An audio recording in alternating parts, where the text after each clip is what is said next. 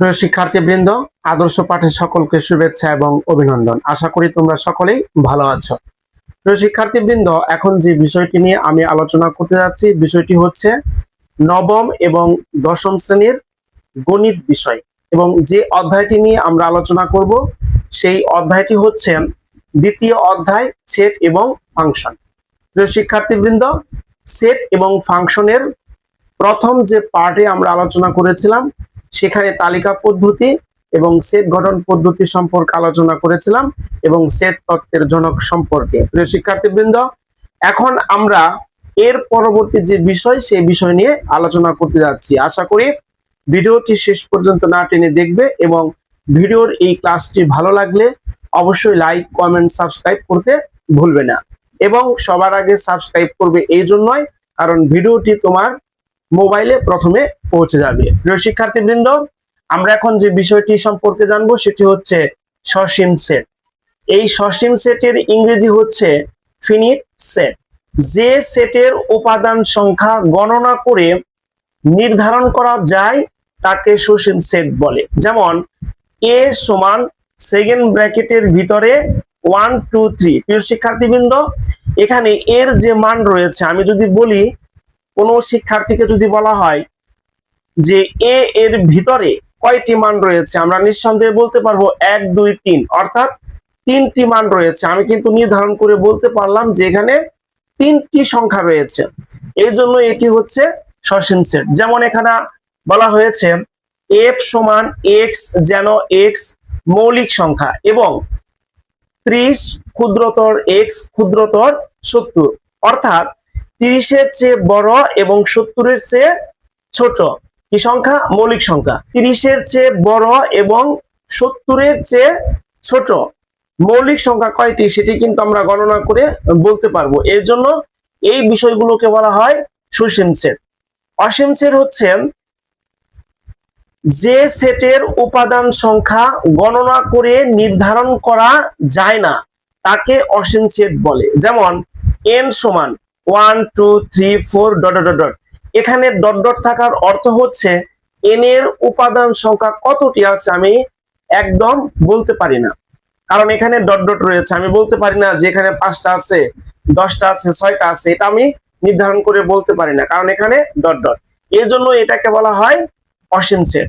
যেমন আরেকটি উদাহরণ দেওয়া হয়েছে a সমান x, যেন x বিজোড় সংখ্যা ইত্যাদি।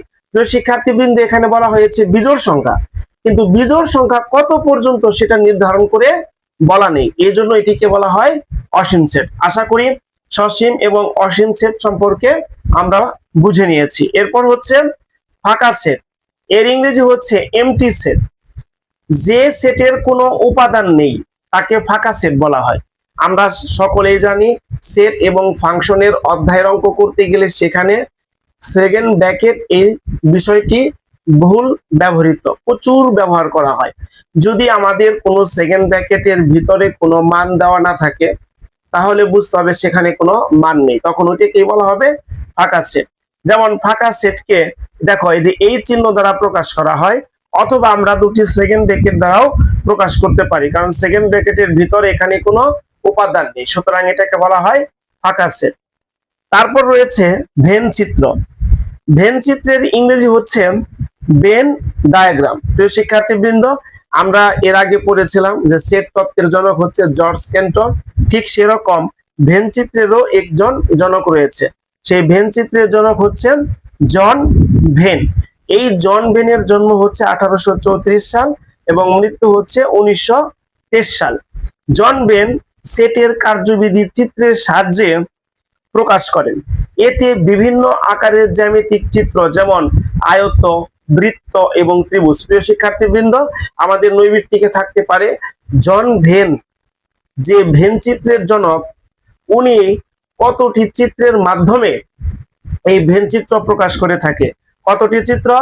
আয়ত, বৃত্ত, ত্রিভুজ, অর্থাৎ 3টি চিত্রের মাধ্যমে তিনি এই ভেন চিত্রগুলো ব্যবহার করে থাকে। জন ভেনের নামানুসারে চিত্রগুলো ভেন চিত্র নামে পরিচিত। আমরা সসীম সেট, অসীম সেট, ফাঁকা সেট এবং ভেন চিত্র সম্পর্কে জানলাম। এখন আমরা এর পরের বিষয় সম্পর্কে জানবো। প্রিয় শিক্ষার্থীবৃন্দ, এখন আমরা জানবো উপসেট সম্পর্কে। উপসেটের ইংরেজি হচ্ছে সাবসেট। যেমন এ সমান এ কমা বি একটি সেট। এই সেটের উপাদান থেকে এ কমা বি, এ বি সেটগুলো গঠন করা যায়। আবার কোনো উপাদান না নিয়ে ফাঁকা সেট গঠন করা যায়। এখানে গঠিত এ কমা বি, এ কমা বি কমা ফাঁকা সেট বা ওরি প্রত্যেকটি এ সেটের উপসেট। সুতরাং কোন সেট থেকে যতগুলো সেট গঠন করা যায় এদের প্রত্যেকটি সেটকে ওই সেটের উপসেট বলা হয়। অর্থাৎ কোন একটি উপাদানের মান থেকে যে যে উপাদান বের করা যায়, যেমন এখানে এ এর মান ছিল এ কমা বি, এখান থেকে আমরা উপসেট বের করতে পেরেছি বা উপাদান বের করতে পেরেছি 4টি।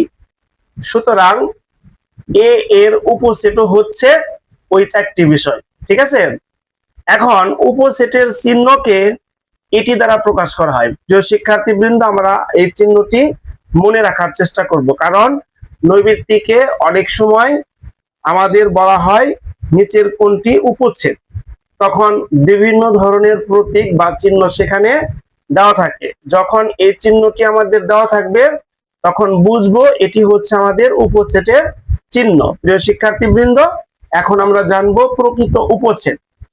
কোন সেট থেকে গঠিত উপসেটের মধ্যে যে উপসেট গুলোর উপাদান সংখ্যা প্রদত্ত সেটের উপাদান সংখ্যা অপেক্ষা কম এদের প্রকৃত উপসেট বলে। যদি এই সংজ্ঞাটির মাধ্যমে আমরা বুঝতে না পারি, একটি উদাহরণের মাধ্যমে সেটি বোঝার চেষ্টা করবে। যেমন এখানে এর উপাদান হচ্ছে এ কমা বি, অর্থাৎ এর উপাদান কয়টি?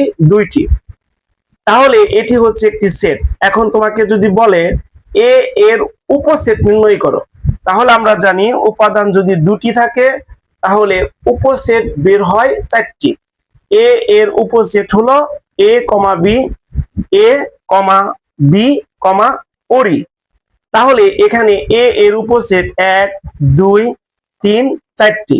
কিন্তু এ এর প্রকৃত উপসেট হচ্ছে যে মানটি আমাদের দেওয়া থাকবে সেই মান ব্যতীত যে উপাদানগুলো বের হবে সেই উপাদানগুলোই হচ্ছে এ এর প্রকৃত উপসেট। তাহলে যে মানটি দেওয়া ছিল তার মানে এটার সাথে এই মানটি মিলে যায়, তাহলে এটি বাদ দিতে হবে। এটি বাদ দেওয়ার পরে থাকে এ কমা বি কমা ওরি। তাহলে এই 3টি উপাদানই হচ্ছে এ এর প্রকৃত উপসেট। যদি কখনো আমাদের নৈর্ব্যক্তিকে আসে প্রকৃত উপসেট কয়টি, যেমন এর উপাদান দেওয়া আছে 2টি, 2টি থাকলে উপসেট বের হয় 4টি, তাহলে প্রকৃত উপসেট হবে কয়টি? 3টি। আবার যদি এ এর উপাদান, যেমন কোন অঙ্কের মধ্যে যদি এই রকম লেখা থাকে এ কমা বি কমা সি, অর্থাৎ এর উপাদান আছে কয়টি? 3টি, তাহলে এর উপসেট কয়টি বের হবে? 8টি। 2টি থাকলে 4টি, 3টি থাকলে 8টি, 4টি থাকলে 16টি। তাহলে প্রকৃত উপসেট করার সময় একটি উপাদান শুধু বাদ দিতে হবে, তাহলে প্রকৃত উপসেট পাওয়া যাবে। আশা করি আজকে যে বিষয়টি সম্পর্কে আমরা তোমাদেরকে বোঝালাম বা পড়ালাম সেই বিষয়গুলো সুন্দরভাবে বুঝতে পেরেছো। এরপরে তৃতীয় ক্লাস সেট এবং ফাংশনের যে তৃতীয় ক্লাস, সেই ক্লাসে আরো সেট ফাংশন নিয়ে আলোচনা হবে। আজ এই পর্যন্তই, ধন্যবাদ।